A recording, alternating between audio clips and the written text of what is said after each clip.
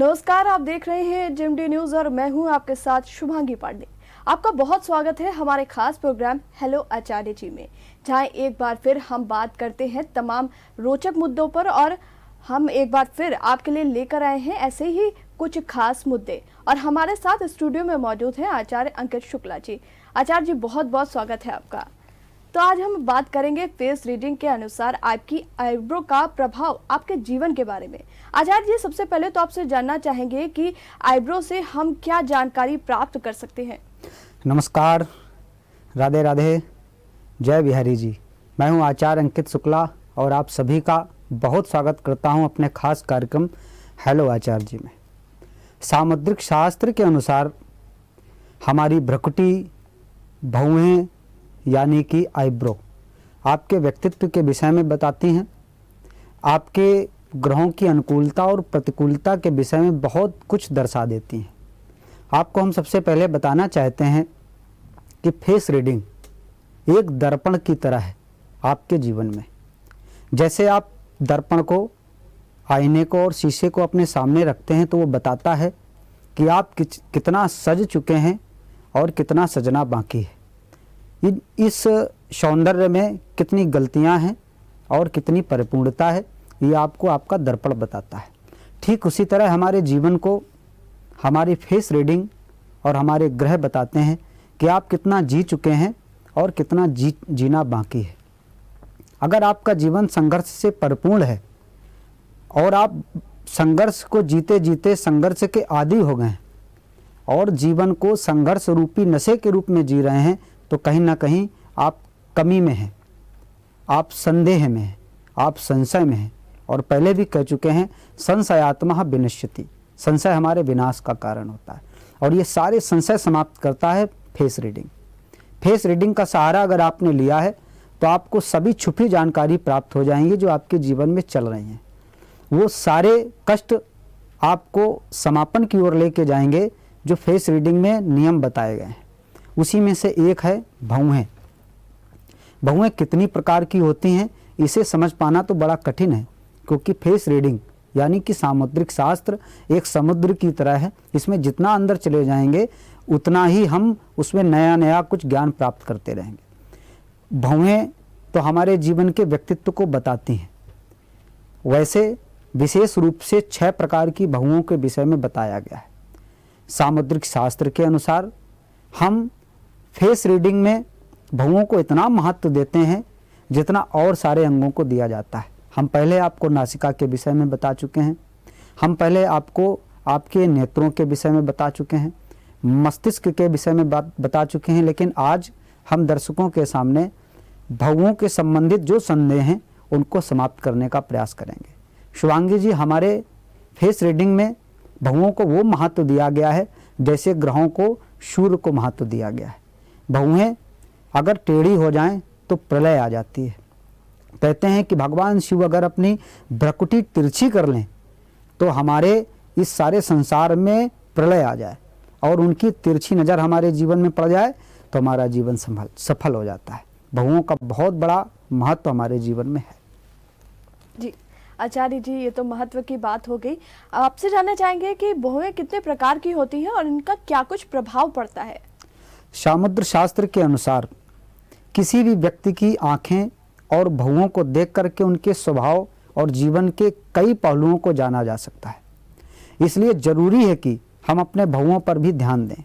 हम पहले बात करेंगे मोटी भौहों की। जिन लोगों की मोटी भौहें होती हैं उनका व्यक्तित्व, उनका स्वभाव और उनके जीवन में क्या परिस्थितियां होती हैं उनके बारे में समझेंगे। कुछ लोगों की भौहें मोटी और घनी होती हैं।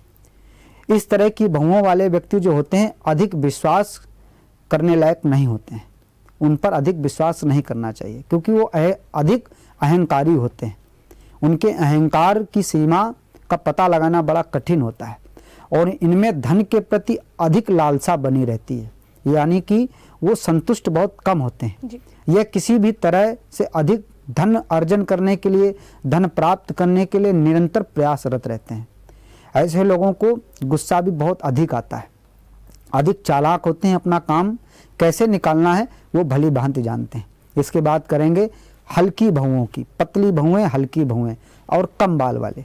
इस तरह के भवों जिनके होती हैं वो बहुत आदर्श वाले व्यक्ति होते हैं। जिनकी भवें हल्की होती हैं उनमें संतोष की भावना बनी रहती है। ये अपने आदर्श और सिद्धांतों पर कायम रहते हैं, जीवन में आगे बढ़ने की कोशिश करते हैं। ऐसे लोग समझदार और ज्ञानी भी होते हैं। आर्थिक मामलों में भी ये अधिक भाग्यशाली होते हैं। ये इनका धन से संबंधित कोई भी कार्य रुकता नहीं है। परमात्मा की कृपा से उनके कार्य निरंतर चलते चले जाते हैं। इसके बाद करेंगे लंबी भवों की। लंबी भवें वाले जो होते हैं, कान के आसपास तक पहुंचने वाली जिनकी भवें होती हैं, तो ये दर्शाती हैं कि ऐसा व्यक्ति अधिक कंजूस होता है। वो सोच समझ के पैसा खर्चा करता है। ऐसे लोगों का मन स्थिर नहीं होता है, चलायमान रहता है। पढ़ने लिखने में इनकी रुचि कम रहती है। इनमें व्यावहारिकता की कमी बनी रहती है। ऐसे लोग सामान्य जीवन जीते हैं और बहुत अधिक लालसाएं नहीं रहती हैं कि हम ऐसे वस्त्र पहन लें, ऐसा भोजन कर लें और समाज में हमें मान सम्मान की प्राप्ति हो। थोड़े से में ही वो प्रसन्न रहने वाले होते हैं। इसके बाद देखते हैं प्रायः कि बहुत लोगों की भवें मिली होती हैं जी। कुछ लोगों की आईब्रोज में कहीं खालीपन नहीं होता है, दोनों में मिलापन होता है। उसका क्या फलादेश होता है? जिन लोगों की दोनों भवें आपस में मिली होती हैं वो बहुत चतुर, संयमी होते हैं। हर काम इत्मीनान से, आराम से और बहुत धैर्यता पूर्वक करते हैं। वो किसी भी कार्य को परिपूर्ण करने की बहुत कोशिश करते हैं। मेहनत और लगन से जीवन में धीरे धीरे आगे बढ़ते रहते हैं। जीवन साथी के लिए बहुत ही संघर्षपूर्ण रहते हैं। उनके प्रेम संबंध बहुत मधुर रहते हैं और अपने जीवन साथी को लेकर के बहुत ही मजबूत रहते हैं।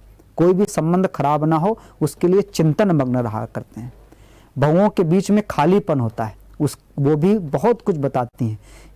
जिन व्यक्तियों के भवों के बीच में अधिक मात्रा में खाली स्थान होता है वो दर्शाता है कि व्यक्ति साफ और स्पष्टवादी है। इन्हें जो कुछ बोलना होता है वो प्रत्यक्ष रूप में बोल देते हैं। आपकी नकारात्मकता को ध्यान न दे करके वो जो भी बोलना चाहते हैं बोल देते हैं। सामने वाले की सुखता और प्रमुखता को ध्यान नहीं देते हैं। वो जो भी मन में आया वो बोल देते हैं। ज़रूरत के समय लोगों की मदद भी करते हैं। इनके दाम्पत्य जीवन में मधुरता बनी रहती है, लेकिन कभी कभी छोटे मोटे विवादों में ये घिरे रहते हैं। ऐसे लोग अपने सिद्धांतों को अधिक महत्व देते हैं। विशेष बात है, याद करने वाली बात, कि ये लोग बहुत ही संघर्षपूर्ण जीवन जीते हैं। इनका ऐसा संघर्ष होता है कि वो संघर्ष सफल भी होता है। इसके बाद करेंगे कलात्मक भवें।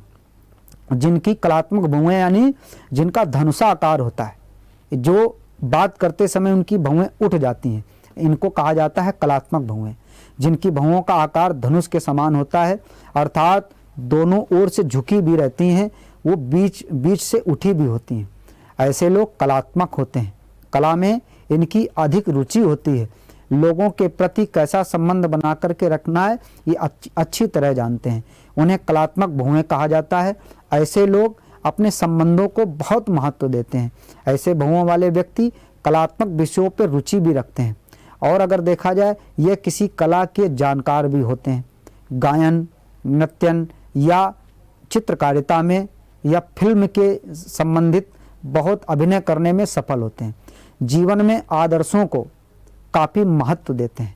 इनके अंदर वो एक विशेष चीज़ होती है कि ये व्यक्ति का चेहरा देख करके समझ जाते हैं कि उसके लिए नकारात्मक है कि सकारात्मक है, उसके मन में क्या चल रहा है। ऐसे लोग तुरंत जान जाते हैं। कहते हैं जिनकी धनुषाकार आईब्रो हो, भ्रकुटी हो, वो आपके व्यापार में भाग्यशाली साबित हो सकते हैं।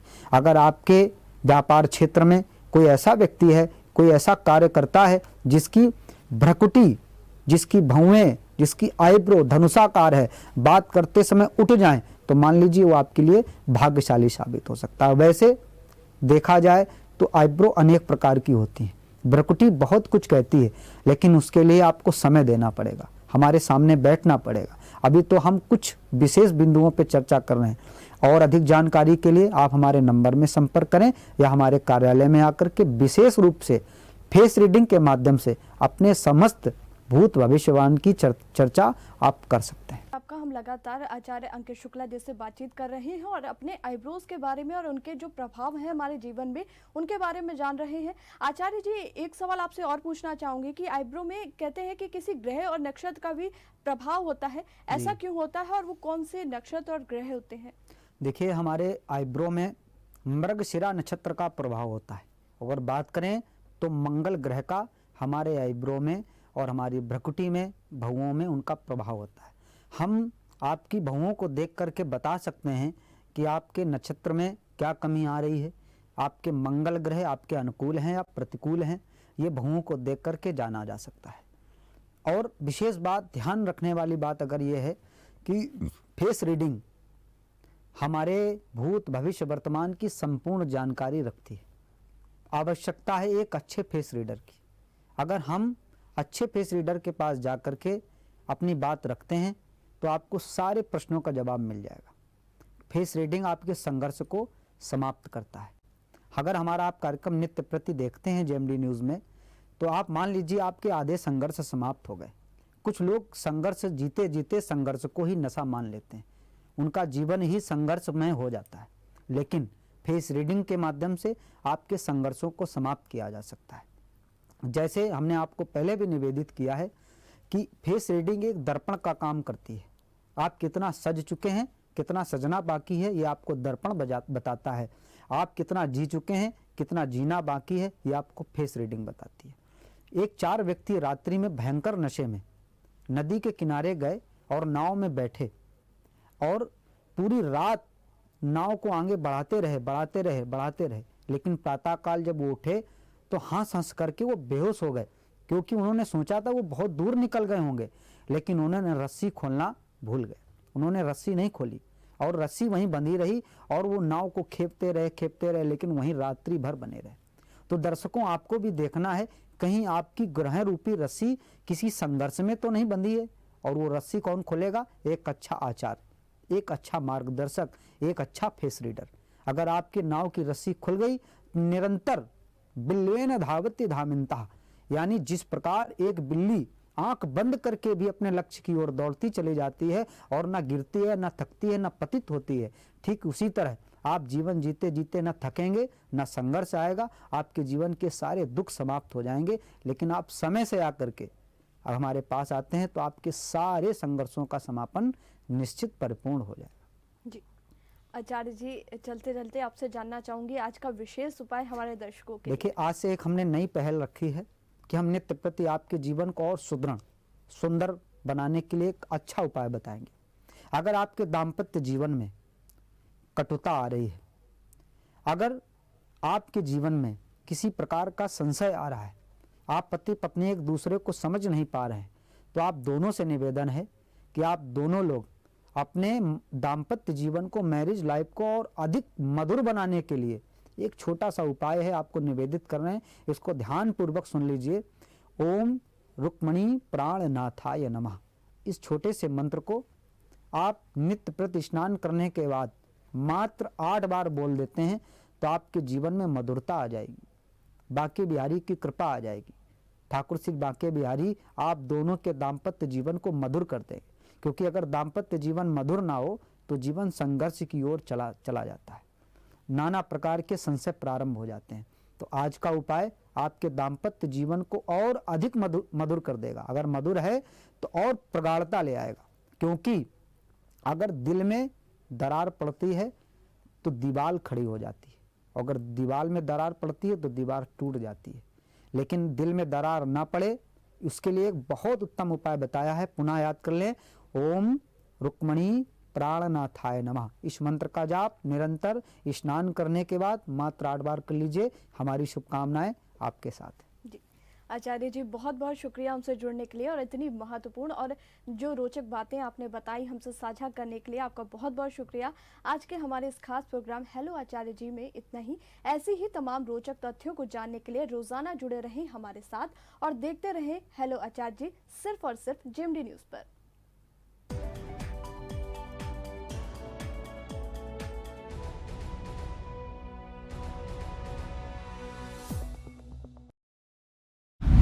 अगर आपको हमारा वीडियो पसंद आया हो तो हमें लाइक करें, सब्सक्राइब करें और ज्यादा से ज्यादा शेयर करें और हाँ, बेल आइकॉन दबाना ना भूलें ताकि हर खबर का अपडेट आप तक पहुंचे तुरंत। आप हमें इंस्टा, ट्विटर और फेसबुक पर भी फॉलो कर सकते हैं।